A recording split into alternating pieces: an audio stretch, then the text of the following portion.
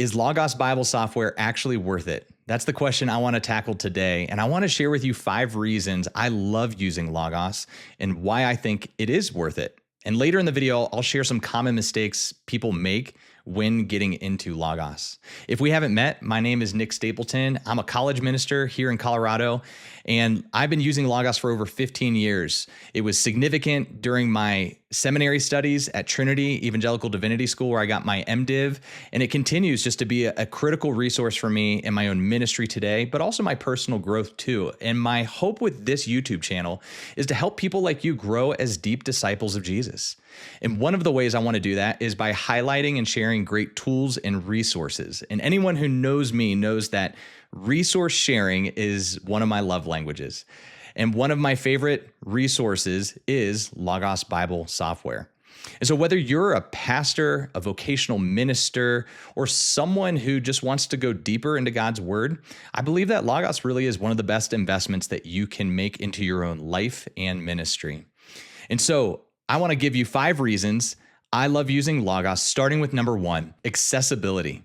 I love the fact that wherever I am, my entire library is with me. Whether I am overseas on a mission, whether I am traveling at a conference, whether I'm just at a coffee shop and doing sermon prep, my entire library is with me. I never have that experience of, oh shoot, I forgot to bring that book with me. And that's a huge deal. I travel a decent bit for my ministry, but I just love the fact that I never have to pick and choose which bookshelves I need to pull off the shelf to bring with me to the coffee shop, to prep, for Bible study. There are also just so many scenarios where I find myself with extra time, such as the other day, I was getting my tires changed. I was able to read Charles Spurgeon while waiting for my tires to be changed because I just had my phone with me and I had my access to my Logos library. So instead of doom scrolling on Instagram, I got to do something far more profitable with my time. Reason number 2 is readability. Now, this is kind of adjacent to accessibility, but a lot of people don't know this, that Logos will read aloud any book in your library to you. This is one of those either unknown or underappreciated features in Logos, is that on your phone or even on your Mac or your tablet, Logos will read your books aloud to you. And this is helpful, one, for me, because sometimes I just love having, as I'm reading, I love having the book read aloud to me. It just helps me continuing to move through the text. But it's also great for when I'm driving. I can listen to my commentary or the devotional I was reading earlier that morning. And so the read aloud feature is massive. It is way underappreciated. I almost hear no one ever talk about it, but I think it's a huge deal. And that's what I mean by, I don't know if readability is the right word, but that's what I mean. The fact that your books are available across devices and can be enjoyed in a variety of ways. Number 3, searchability. I think this is the reason a lot of us are interested in Logos, is because we understand that Logos has some deep and robust power to search our resources, whether it's for Bible word studies, whether it's searching across commentaries, their passage guide, their study assistant, their fact book. There's so much search power within Logos, and it's really incredible to have it at your fingertips. And of course, this is one of the edges that Logos has compared to physical books, is you can, in a moment, search across all of your resources for a given topic that you're trying to look into or a passage you're trying to study. One of the things that many people don't actually realize is not long ago, Logos added the ability to search through your physical books too.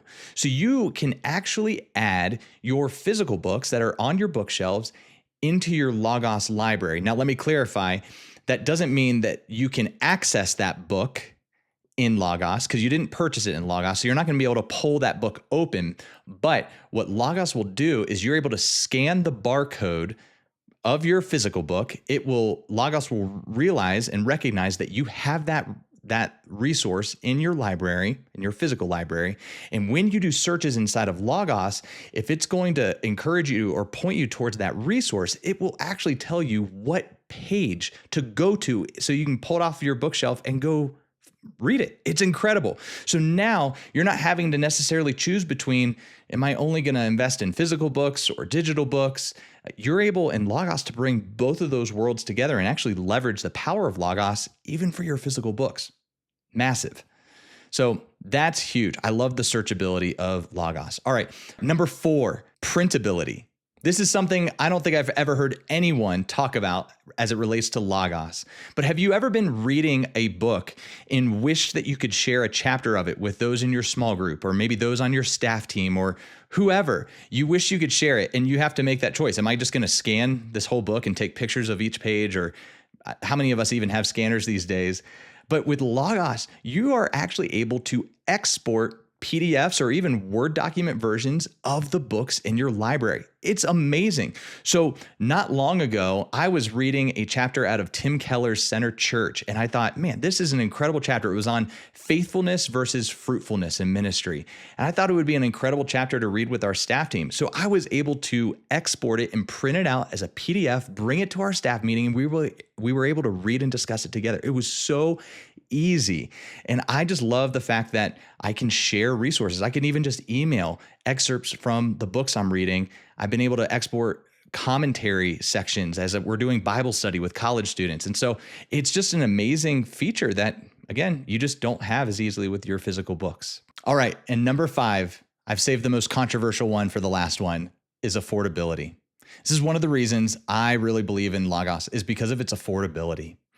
Now, Logos estimates that when you buy one of their library packages, that you are saving about 90% compared to buying those books in their physical format. And so when it comes to our budgets, for those of us who are serving in ministry, certainly those of us who are going to seminary, it really matters how we're stewarding our money. And we don't have an endless amount of it to spend. So we have to think carefully about how to steward it so that we can use it in the best way possible, especially when it comes to building our theological libraries. And I think that Logos is a really sound way to be able to build your library affordably. Now, if you buy all of your individual resources in Logos, you can spend a lot of money. But there's several things that Logos offers. One is when you buy their libraries, you are getting your resources from Logos for pennies on the dollar. 2, Logos runs a variety of really incredible sales on really important resources, BDAG and Hallett and commentary sales all throughout the year. And so you can, if you wait for the right sales, you can get those resources at really great prices, frequently far cheaper than what you can get them on Amazon. And then 3rd, Logos gives away free books every month. Now, you might be inclined to hear that and think, well, they're probably not very good. They frequently are fantastic. Some of my favorite commentaries or even systematic theology works, I've gotten for free from Logos. I've been getting free books from Logos for over 15 years. And so just from free books, Amazon's never given me a free book, but Logos gives out free books, multiple of them, audiobooks, ebooks, and Logos books every month that you're able to get. Speaking of free resources, one of the things I do every month is I send out a newsletter highlighting the free books that Logos has given away that month and whatever sales they have going on and what resources I think are worth buying that are on sale. So if you want to get that newsletter, you can go down to the link below and sign up for my newsletter so I can get that right into your inbox. I won't spam you. You can unsubscribe anytime. But that is one of the ways I just try to promote getting affordable resources.